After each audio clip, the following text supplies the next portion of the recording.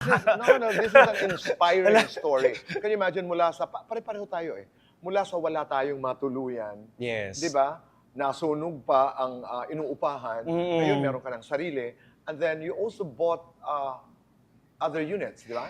Yes. Oo. And bukod pa doon, yung pangalawang pangarap ko is, syempre, gusto ko, may sarili ako, pero may sarili din yung parents ko. Ganda. Ayan. Meron akong na-acquire na property sa Zambales. And supposedly, akin lang dapat yon. Pero naisip ko na, since meron ako sa Metro Manila, ba't hindi ko nalang bigyan sila mama at papa ng sarili nila, ng iba?